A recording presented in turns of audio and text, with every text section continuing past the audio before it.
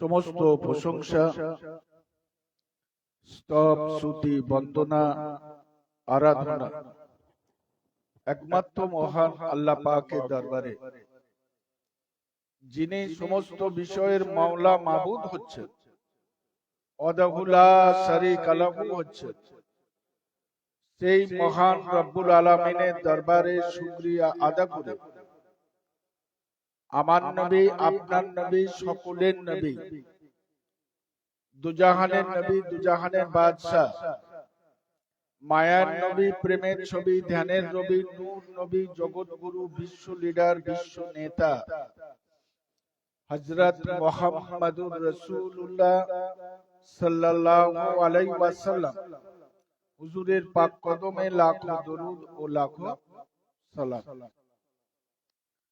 আল্লাহ পাকের দরবারে শুকরিয়া যে আমরা পবিত্র জুম্মায়, পবিত্র দিনে এবং পবিত্র জায়গায় আল্লাহ আমাকে, আপনাকে, সকলকে উপস্থিত হবার তৌফিক দান করেছেন। বলুন সুবহানাল্লাহ।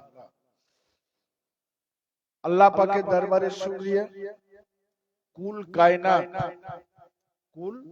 কায়নাতের জন্য, সারা বিশ্বের সমস্ত মখলুকাতের জন্য, মানুষ, জিন, ইনসান, দেব, পাহাড়, পর্বত, নদ নদী, কীট পতঙ্গ সকলের রহমত করে, সকলের জন্য রাহমাতুল লিল আলামিন করে, সাফিউল মাজনবিন করে হযরত মুহাম্মদুর রাসূলুল্লাহ সাল্লাল্লাহু আলাইহি ওয়াসাল্লামকে এই বিশ্ব ধরনের বুকে পাঠিয়েছেন। বলুন সুবহানাল্লাহ। তার হাবিবের শান ও মানকে এত বড় আলা করেছেন, বড় করেছেন, যে মানুষ কোনদিন কিয়ামত পর্যন্ত শুকরিয়া আদা করলো শেষ হবে না। দয়ার নবী, দুজাহানের বাদশাহ হযরত মুহাম্মদুর রাসূলুল্লাহ সাল্লাল্লাহু আলাইহি ওয়াসাল্লাম, তিনিও আমাদের উপর যা ইহসান করেছেন, করম করেছেন, যা বলার অপেক্ষা রাখে না। দুজাহানের বাদশাহ হযরত মুহাম্মদুর রাসূলুল্লাহ সাল্লাল্লাহু আলাইহি ওয়াসাল্লাম বলেন যে মানুষ আমার উপরে দরুদে নজরানা পাঠ করে, আমি রাসূল কাল কিয়ামতের ময়দানে যখন সকলে নাফসি নাফসি করবে, আমি আমার ওই উম্মতের জন্য সুপারিশ করে থাকবো। বলুন সুবহানাল্লাহ। দুজাহানের বাদশাহ হযরত মুহাম্মদুর রাসূলুল্লাহ সাল্লাল্লাহু আলাইহি ওয়াসাল্লাম এবং তার আইলে বায়াত যারা আছেন, তাদের মান আর শানকে আল্লাহ এত বড় বুলন্দ করেছেন যে তাদের দেখলে ইবাদত, তাদের নাম নিলে ইবাদত এবং তাদের কথা নিয়ে আলোচনা করা সেটাও একটা ইবাদত আল্লাহ করে দিয়েছেন। বলুন সুবহানাল্লাহ। হযরতে ইমাম হাসান হুসাইন রাদিয়াল্লাহু তাআলা, হযরতে আলী মুর্তজা রাদিয়াল্লাহু তাআলা, হযরতে ফাতেমা জোহরা রাদিয়াল্লাহু তাআলা আনহা, এনাদের নাম নেওয়া, দেখা, বলা এবং আলোচনা করা সবটাই ইবাদত। বলুন সুবহানাল্লাহ। তো আল্লাহ পাক রব্বুল আলামিন এনাদের শান আর মানকে এত বুলন্দ করেছেন, আলা করেছেন, আজিম করেছেন যে বলে শেষ করা যাবে না। কিন্তু জেনে রাখবেন, এরা আল্লাহ রাসূল যেমন তার উম্মতকে ভোলেনি, আল্লাহর নবী তার উম্মতকে ভোলেনি, তেমন এই আহলে বায়াত রাসূলের উম্মতকে তারাও কিন্তু ভোলেনি। না বোঝা গেল না? যদি হুসাইন পাক রাদিয়াল্লাহু তাআলা যদি ইশারা করতেন তো ফেরাত নদী চলে আসতো, না আসতো না? হযরতে ফাতেমা জোহরা রাদিয়াল্লাহু তাআলা আনহা যদি আল্লাহর কাছে হাত তুলিয়ে দিতেন তো দুনিয়ার ধন দৌলত, টাকা পয়সা, জায়গা সম্পত্তি কোনো অভাব হতো? অভাব হতো না। অথচ তার বাড়িতে সারাদিন পেট ভরে খাওয়ার মতো কিছু ছিল। ইতিহাস বলে যে হযরতে ফাতেমা জোহরা রাদিয়াল্লাহু তাআলা আনহা জীবনে কখনো পেট ভরে দুবেলা খাবার মতন কোনো উপযুক্ত খাবার ছিল না। এমনই একটা অবস্থায় যখন এসে পৌঁছালেন কে হযরতে ফাতেমা জোহরা রাদিয়াল্লাহু তাআলা আনহা, উনি বললেন যে আলী আর শোয়া যায় না, আর শোয়া যায়। দুটো লাল হযরতে ইমাম হাসান আর হুসাইন এত ক্ষুধার্ত যে দুটো দিন তারা শুধু পানি খেয়ে আর একটা খেজুর খেয়ে রোজা রেখে আছে। আজকে একটা খেজুরও নেই যে আমার ছেলেদের রোজার নাম করে শুকায়াবো, যে একটা খেজুর খেয়ে অন্তত রোজা রাখা। তো ওদের যে অবস্থা, এত ছোট বাচ্চা, এমন একটা অবস্থা এসেছে যে ওদের দিকে আমি আর চাইতে পারছি না। কোন একটা কিছু রাস্তা করো। হযরতে মাওলা আলী রাদিয়াল্লাহু তাআলা বললেন আমি চেষ্টা করছি, কিন্তু করার কিছু নেই। নিরুপায় হয়ে হযরতে ফাতেমা জোহরা রাদিয়াল্লাহু তাআলা আনহা নিজের একটা ওড়না ছিল। কি ছিল? ওড়না। সেই ওড়নাটাকে হযরতে ফাতেমা জোহরা রাদিয়াল্লাহু তাআলা আনহা হযরতে মাওলা আলীর হাতে দিলেন, যাও এটা নিয়ে যে বিক্রি করো, যা পাবে যতটা পাবে, আর তা দিয়ে খাবার কিছু নিয়ে এসো আমার ইমাম হাসান হুসাইনের জন্য। মাওলা আলীও নিরুপায় সেটাকে নিলেন, কিন্তু লোক যাতে না দেখে ভাবে যে স্ত্রীর ওড়না বিক্রি করে আলী সংসার চালাচ্ছে, তাই লজ্জাবোধ করে ওনার পিরহানের ভিতরে সেই ওড়নাটাকে চুপিয়ে রাখলেন। বাজারে গেলেন, ভাবছেন যে কেমন করে আমি এই ওড়নাটাকে বার করি আর কেমন করে বলি আমি এই ওড়নাটাকে পুরানো ওড়না আমি বিক্রি করি, কেমন করে বিক্রি করি আর কেমন করে বলি যে একটা লেডিস ওড়না পুরানো আমি বিক্রি করি। লোক যদি জিজ্ঞাসা করে আমি কি বলি, বাজারে যে কিভাবে বার করবেন আর কিভাবে দেখাবেন আর কিভাবে বিক্রি করবেন, খুব চিন্তায় পড়ে গেলেন। বাজারের এ মাথায় যায় ও মাথায় যায়, এদিক করে ওদিক করে। এমন সময় এক অচেনা লোক এসে বললেন আসসালামু আলাইকুম। আলী মুর্তজা রাদিয়াল্লাহু তাআলা, আসসালামু আলাইকুম। ওয়ালাইকুম আসসালাম। কি ব্যাপার, আপনি এইভাবে ঘোরাফেরা করছেন কেন? আপনি এইভাবে ঘোরাফেরা করছেন কেন? কিছু নেবেন, কিছু কিনবেন, না কিছু বিক্রি করবেন? মাওলা আলী বললেন আমি বিক্রি করার জন্য এসেছি। কি বিক্রি করবেন? না আমি একটা ওড়না বিক্রি। কই তোমার ওড়না কোথায়, দেখি ওড়নাটা। হযরতে মাওলা আলী দেখলেন এটাই সুযোগ, উনি বার করলেন, বার করে বললেন এই ওড়না। হাতে নিয়ে ভদ্রলোক বললেন এটা কত দিতে হবে? মাওলা আলী ভাবছেন যে এত পুরানো ওড়না, আবার লেডিস ওড়না, এর দাম আর কি হতে পারে, যা দিলে হয় দেন। ভদ্রলোক বললেন আমি 6 টাকা দেব, 6 দিরহাম। তার মানে আমাদের ভাষায় সেটা কি বলে, 6 টাকা। আমি 6 টাকা দেব। তো মাওলা আলী বললেন ঠিক আছে তাই দেন। 6 টাকা দিলেন। মাওলা আলী খুব খুশি হয়ে গেলেন, আল্লাহর কাছে শুকরিয়া আদা করে বললেন আল্লাহ তুমি একটা খদ্দেরও ঠিক পাঠিয়ে দিয়েছো, এইটা যদি আমি দাঁড়িয়ে বিক্রি করতাম 1 টাকার বেশি কেউ নিত না, কিন্তু ভদ্রলোক 6 টাকা দিয়ে নিয়ে নিল। তা তোর উপর শুকরিয়া আল্লাহ, আজ অন্তত বেশি করে কিছু খাবার আমি নিয়ে যেতে পারবো, ইমাম হাসান হুসাইন খেতে পারবে। দোকানের দিকে চলে গেলেন। রেডিমেড খাবার আমাদের দোকানে বিক্রি হয়নি, ঠিক তখনকার যুগে কিছু রেডিমেড খাবার ছিল। হযরতে মাওলা আলী রাদিয়াল্লাহু তাআলা আনহু খাবারের দোকানে গিয়ে বললেন বাবা 6টা টাকা জমা আছে, এই 6 টাকার খাবার তাড়াতাড়ি তুমি প্যাক, আমি নিয়ে যাব। বুঝা গেল কথা? এবার খাবার প্যাক হচ্ছে, বললে একটু দাঁড়ান আমি প্যাকটা করে দিচ্ছি। খাবারগুলো প্যাক হচ্ছে, এমন সময় একজন ফকির এসে সালাম দিলেন, আসসালামু আলাইকুম। আলী মুর্তজা রাদিয়াল্লাহু তাআলা। আলী বললেন ওয়ালাইকুম আসসালাম, কি খবর? বললেন বাবা মাওলা আলী আমি আজ 3 দিন ভুকা অবস্থায়। কতদিন? 3 দিন ভুকা অবস্থায়, এমন অবস্থা আমার, আমি আর চলতে পারছি। আল্লাহর ওয়াস্তে আমাকে যদি আপনার হাতে ওই যে 6টা টাকা আছে ওটা যদি দেন আমার খুব উপকার হয়। মাওলা আলী চোখে পানি এসে গেছে, আল্লাহ একই বিপদে ফেলবে। একটু ওড়না বিক্রি করতে এলাম, তুমি খদ্দের পাঠিয়ে দিলে। হ্যাঁ, আর এই 6টা টাকা আমার হাতে আছে, দোকানদারকে এক্ষুনি দেবো, সে প্যাক করছে খাবার, প্যাক করছে, এখনই আমাকে দিতে হবে। 6টা টাকা যদি দিয়ে দিই তো দোকানদারকে কি দেবো? আর ঘরে যে যার জন্য আমার এখানে আসা, হুসেন আর হাসান রাদিয়াল্লাহু তাআলা খাবারের জন্য, সেটাই বা কি বলবো? আর আমার বাচ্চা তো 2 দিন ভুকা, আর এ বলছে আমি 3 দিন ভুকা। সঙ্গে সঙ্গে হযরতে মাওলা আলী রাদিয়াল্লাহু তাআলা আনহু চিন্তা করলেন যে আল্লাহ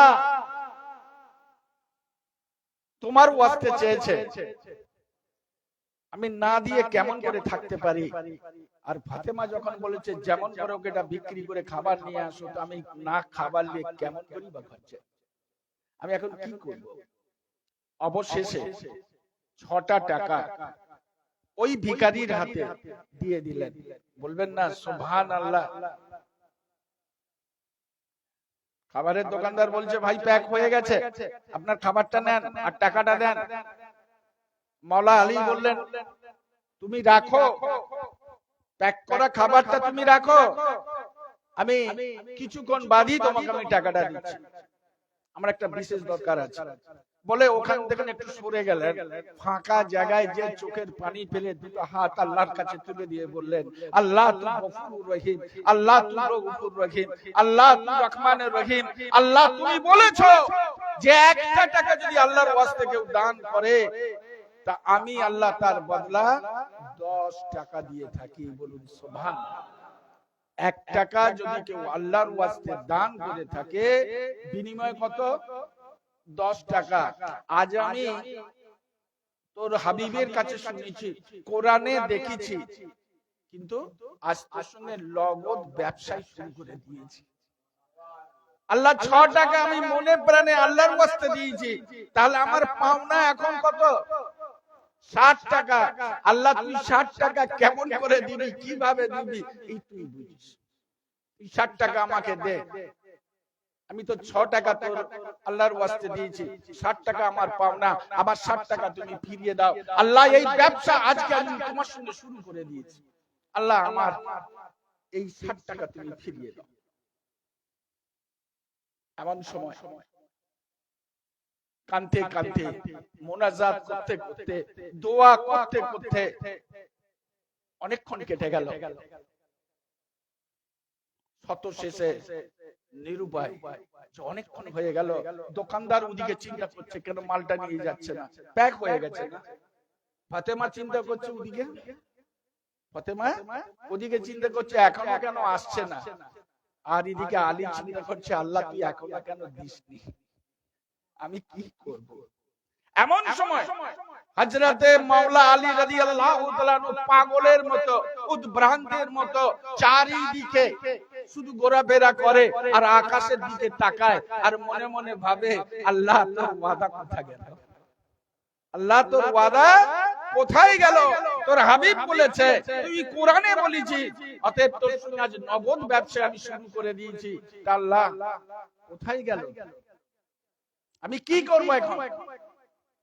এমন সময় একজন দেখে যে একটা সুন্দর ঘোড়া, কি বললাম, সুন্দর একটা ঘোড়া, একজন ভদ্রলোক তার রশিটাকে ধরে ওই মার্কেটে আসছে, এসে বলছে আলী তোমার কি বাজার হয়ে গেছে, করা মার্কেট করা হয়ে গেছে? কেন বলুন তো?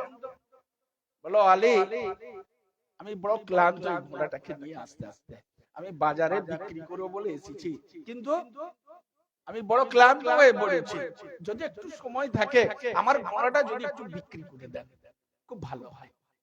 মাওলা আলী বললেন তা আমি এখন ঘোড়া বিক্রি করে কি করবো, আপনার ঘোড়া বিক্রি করে আমি কি করবো, আমার তো অনেক কাজ, অনেক ব্যস্ত আমি। বলো দেখুন না একটু যদি আপনি বিক্রি করে দেন খুব ভালো হয়। মাওলালি চুপ করে চিন্তা করে ভাবছেন যে একটা সুযোগ, তা আমি যদি ঘোড়াটা বিক্রি করি কত দিয়ে বিক্রি করব? বলো দেখো আলী, ঘোড়াটার দাম হচ্ছে আমার 100 টাকা। কত টাকা? 100 টাকা। 100 টাকার উপরে যা ঘোড়া বিক্রি হবে ওটা তুমি 200 বিক্রি করতে পারো তাহলে তোমার 100 টাকা থাকবে, আর যদি 150 টাকা বিক্রি করতে পারো 50 টাকা থাকবে, 110 টাকা যদি বিক্রি করো তোমার 10 টাকা থাকবে, কিন্তু 100 টাকা আমি নেব। বলো ঠিক আছে, দাও দাও, দেখা যাক এটা যদি বিক্রি করে কিছু হয়, তাই না? তো ঘোড়াটাকে নিয়ে উনি দাঁড়ালেন, আর বৃদ্ধ লোকটা বসে রইলেন। ঘোড়াটা এত সুন্দর, এত দেখতে লাগলি যে বাজারের সমস্ত অধিকাংশ লোক ঘোড়াটাকে দেখার জন্য ভিড় জমান। বুঝতে পারলেন? আলী এই ঘোড়া কোথায় পেলে? এত সুন্দর ঘোড়া, এরকম মার্কেটে তো কোনোদিন এত সুন্দর ঘোড়া আসেনি। বলো এটা কত দাম? মাওলা আলী বলেন আপনারাই বলুন কত দাম দেবেন। একজন বললেন আমি 10 দেবো, 20 দেবো, 30 দেবো, কেউ বললো 40 দেবো, কেউ বললো 50 দেবো, কেউ বললো 60 দেবো, কেউ বললো 100 দেবো। দাম উঠছে না, বুঝলেন না? এমন সময় একটা লোক এলেন, 100 রুপিয়া কেউ উঠতে চাইছে না, ঠিক নিলামের মধ্যে। আর একটা ভদ্রলোক এলেন, এসে বললেন আলী আমি 160 টাকা দেবো। বলুন সুবহানাল্লাহ। আমি কত দেবো? 160 টাকা দেবো। দিলে হয় দেন, তাহলে আমি চলে যাই। মাওলা আলী বললেন নিয়ে নেন, তাড়াতাড়ি নিয়ে নেন, হিসেব তো আমার মিলে গেছে। তাড়াতাড়ি নেন, হিসেব আমার মিলে গেছে। নেন। 160 টাকা দিয়ে দিলেন, সে ঘোড়া নিয়ে চলে গেল।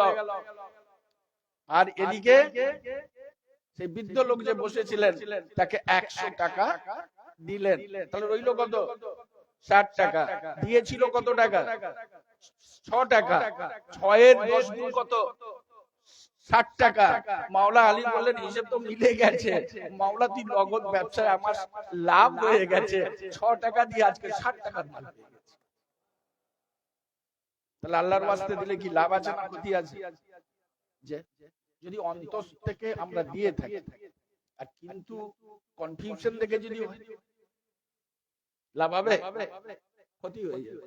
যাই হোক, হযরতে মাওলা আলী রাদিয়াল্লাহু তাআলা 60 টাকাতে খুব খুশি। এসে বলেন কি হলো, আমার মালগুলো সব প্যাক হলো। আরে হুজুর আপনার তো মাল সব প্যাক হয়ে আছে, নেন। বলল 6 টাকা না, 60 টাকার মাল দেন। আপনি 6 টাকার মাল তো প্যাক করেছেন, 60 টাকার মাল প্যাক করেন। বল তাহলে একটু দেরি হবে। তুমি মাল প্যাক কর, 60 টাকার মাল অনেক হয়ে গেছে।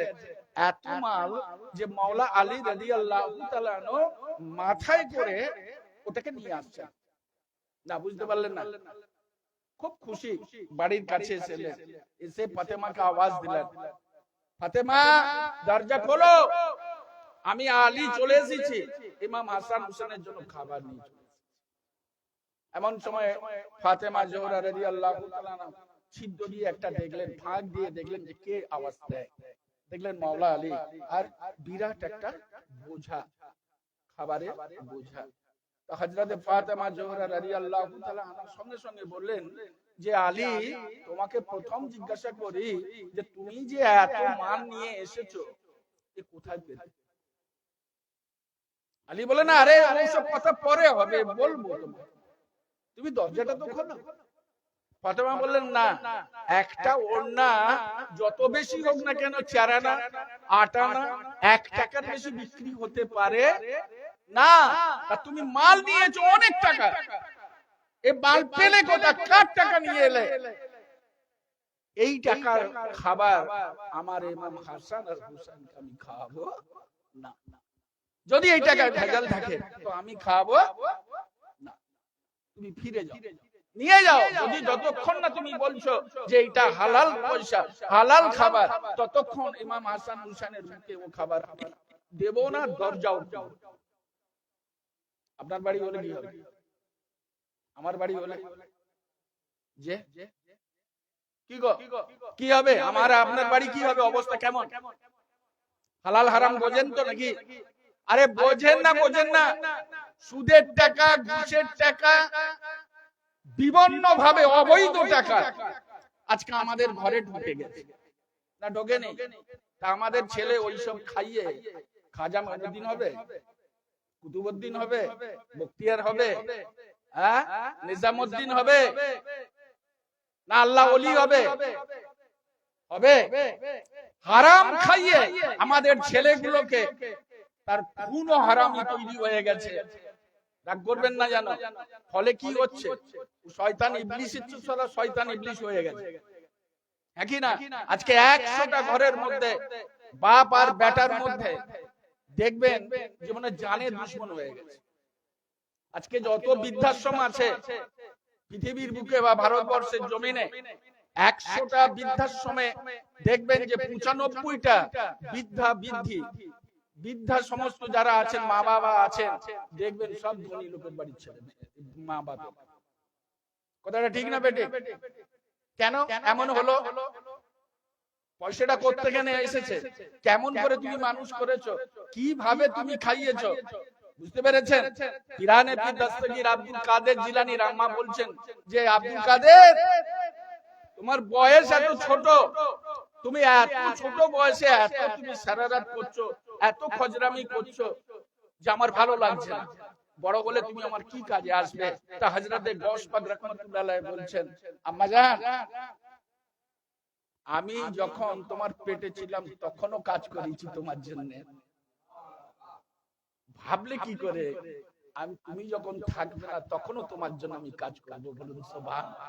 মা বলে, তুই আমার জন্য কি কাজ করেছিস? একটা প্রমাণ কর। ছোট বাচ্চা তো। গৌস পাক রাহমাতুল্লাহ বলেন, মা,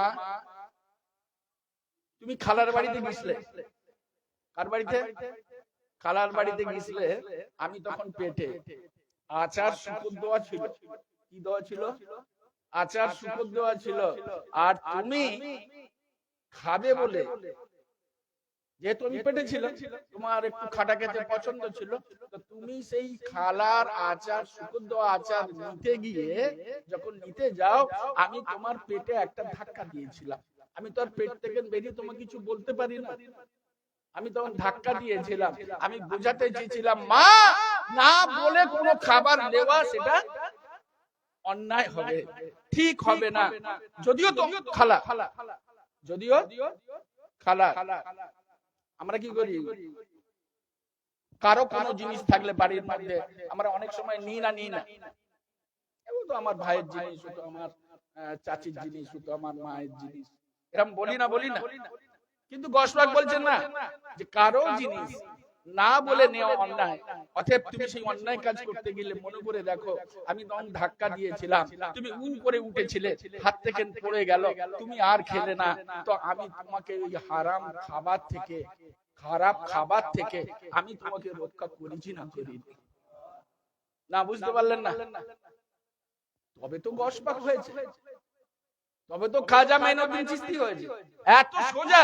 খাজা মঈনুদ্দিন চিশতির মা যেভাবে খাজা মঈনুদ্দিন চিশতির জন্য জানকে লড়িয়ে দিয়েছে, টাকা পয়সা ধন দৌলত দুনিয়া লড়িয়ে দিয়েছে, তার এতটুকু লক্ষ ভাগের 1 ভাগ যদি আমাদের মেয়েরা কেউ পারতো, আল্লাহর ওলি হয়ে যেত। খালি খাজা সাহেবের কথা শুনছেন, খাজার মায়ের কথা শুনলে দিমাগ খারাপ হয়ে যাবে। যা ইতিহাস লেখা রয়েছে, স্বর্ণাক্ষরে লেখা রয়েছে, গৌসুল আজমের মা যেভাবে তার ছেলেকে মানুষ করতে গিয়ে যে মেহনত করেছে, যে টাকা পয়সা ধন দৌলত পুরো লুটিয়ে দিয়েছে, তো শুনলে মাথা খারাপ। তার লক্ষ ভাগের 1 ভাগ আমাদের বাড়ি নিয়ে রাখতে পারে। এমনি হয়ে গেছে, এমনি হয়ে গেছে। খাজা মঈনুদ্দিন চিশতি রাহমাতুল্লাহ আলাইহি প্রত্যেক মা, প্রত্যেক ওলিদের পিছনে তার মায়ের দোয়া কাজ করেছে। না বুঝলেন না? আর আমরা মাকে লাথি মারছি, লাথি মেরে ফেলে দিচ্ছি, মাকে বৃদ্ধাশ্রমে রেখে আসছি, তাকে যা না খুশি তাই করছি। যাই হোক, ওদিকে যাচ্ছি না। হযরতে ফাতেমা আগে সব ফাঁকা জায়গা ভর্তি হয়ে যাচ্ছে। হযরতে ফাতেমা জোহরা রাদিয়াল্লাহু তাআলা বললেন, যদি ওটা হালাল হয় তাহলে আমার বাচ্চাকে খাওয়াবো, না হলে আমি খাওয়াবো না। আগে উত্তর দিতে হবে, এত পয়সার মাল কোথা থেকে এলো, কে দিল তোমাকে? যদি পয়সাটা শুদ্ধ, আর যদি শুদ্ধ না হয় তাহলে আমি এই দরজা খুলবো না। হযরত আলী রাদিয়াল্লাহু তাআলা আনহু বিরক্ত হয়ে গেলেন মনে মনে, আমি এতক্ষণ ধরে বলছি, এতক্ষণ দাঁড়িয়ে আছে এত ভারী বোঝা নিয়ে, আগে দরজাটা খোলা উচিত ছিল, এই বিচারটা আমি রাসূলের কাছে দেব। সঙ্গে সঙ্গে আল্লাহ রাসূলের কাছে চলে গেছেন, যে ওখানে যে হযরত রাসূল করিম সাল্লাল্লাহু আলাইহি ওয়াসাল্লাম ধরে মালটা নাবিয়ে হাসতে হাসতে বললেন, আলী এত মাল কিসের? আলী বললেন, ইয়া রাসূলুল্লাহ ইয়া হাবিবাল্লাহ, সব জানেন এতে ইমাম হাসান হোসেন আজ দুদিন অভুক্ত, তাদের জন্য খাবার নেবার জন্য আমি গেছিলাম মার্কেটে, আর সেই খাবারটা নিয়ে এসেছি।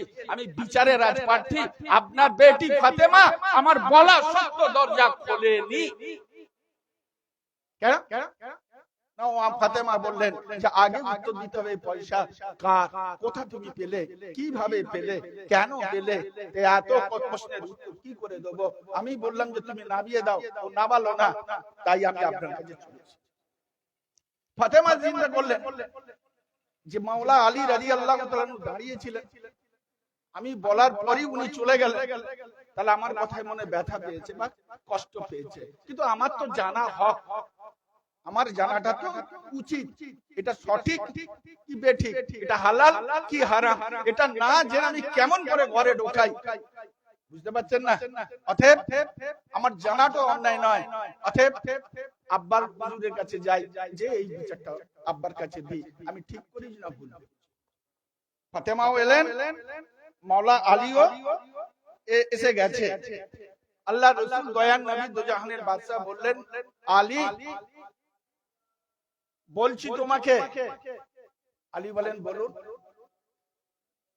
তুমি এত টাকা কোথা থেকে পেলে? ওড়না তো দিয়েছিল একটা, তার দাম তো 1 টাকার বেশি হওয়ার কথা নয়।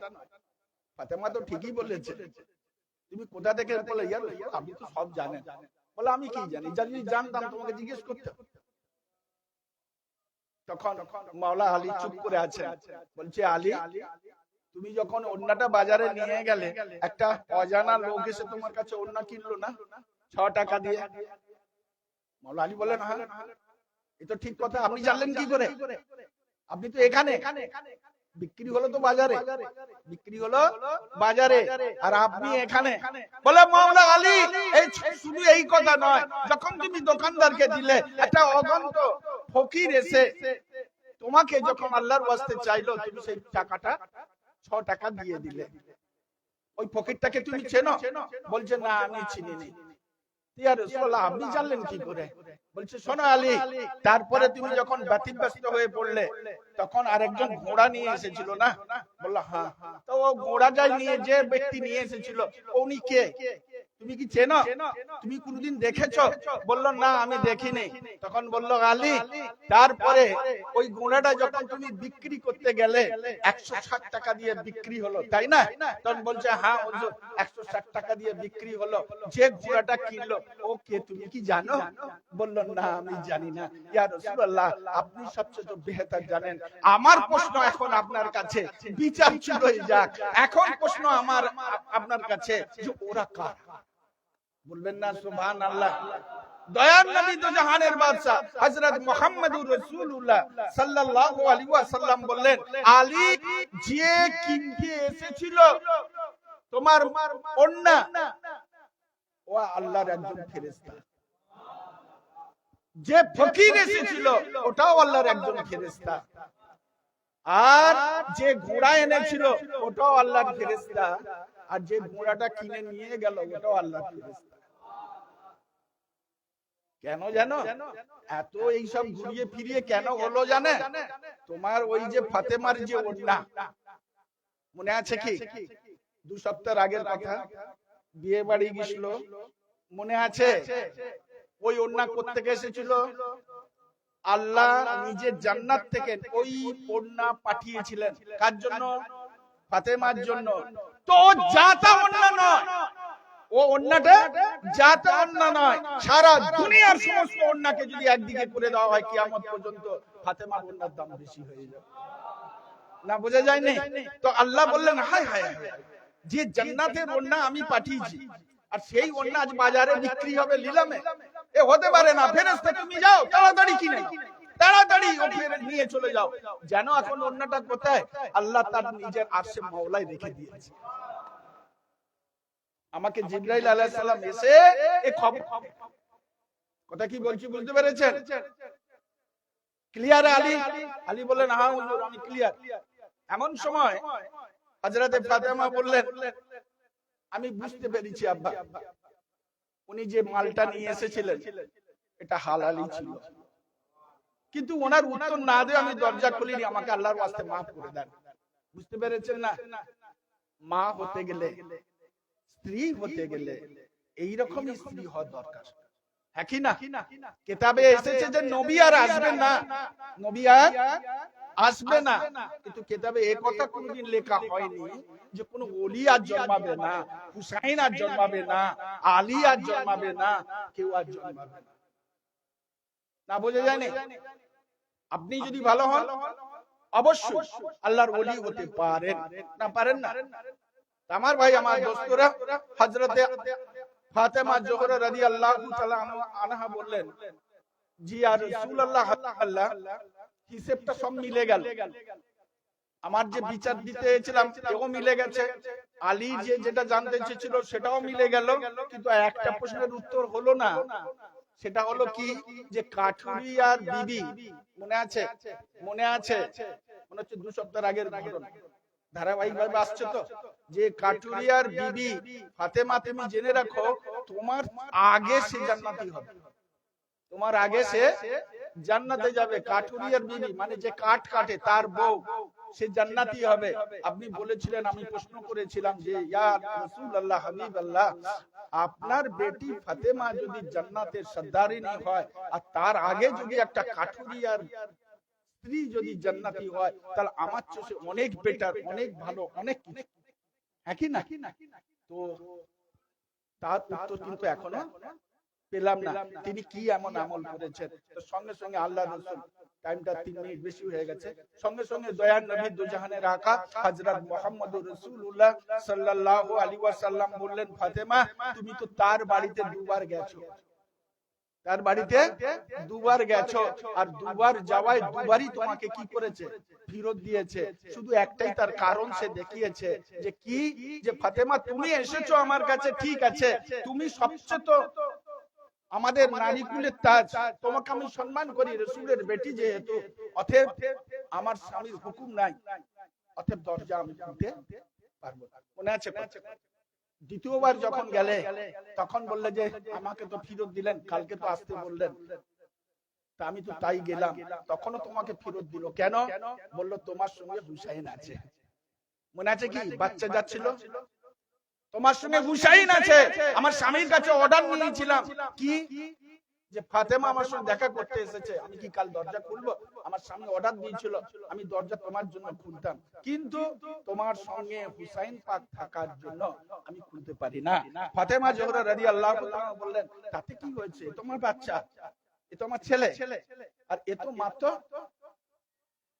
মাত্র 6-7 বছরের বয়স, বড় তো নয় না কেন? বলে হোক ছোট বাচ্চা, কিন্তু আমার স্বামীর কাছে হুকুম নেওয়া হয় না, অতএব দরজা খুলবো না।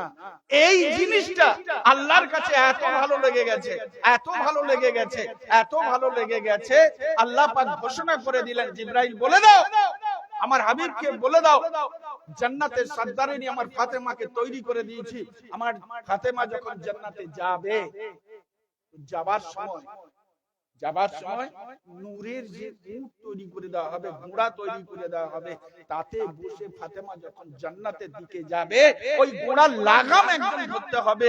এই ওড়নাটাকে আমি রেখে দিয়েছি, ফাতেমা তোমার ওই ওড়নাটা ওখানে রয়েছে, ওই ওড়নাটা ঘোড়ার গলায় দিয়ে ওই কাঠুরিয়ার বিবি তোমাকে ধরে ধরে জান্নাতে নিয়ে যাবে। বোঝা গেল কথা? তুমি তো গোড়ায় থাকবে, জান্নাতের দরজা খুলে যাবে, আর জান্নাতে নিয়ে যাবে কে? কাঠুরিয়ার বিবি। ওই কোনটা থাকবে না? ওই ফাতেমার ওড়নাটা তার হাতে থাকবে। আমার ভাই দোস্তরা, এই হযরতে ফাতেমা জোহরা রাদিয়াল্লাহু তাআলা আনহার শান ও মান এবং পাঞ্জাতনের শান ও মানকে আল্লাহ তাআলা এত বড় আলা করে দিয়েছেন যে এদের নাম বললো ইবাদত, এদের নাম শুনলো ইবাদত, আর এদের কথা বললো ইবাদত। দেখবেন যত জুম্মার খুতবা আছে সবেতেই এদের নাম আছে, না নেই? তা আল্লাহ পাক আমাদের বোঝার তৌফিক দেয়। পরবর্তী আবার এখান থেকে আগামী জুমায় আল্লাহ যদি হায়াতে থাকে আবার আলোচনা করা হবে। টাইম হয়ে গেছে।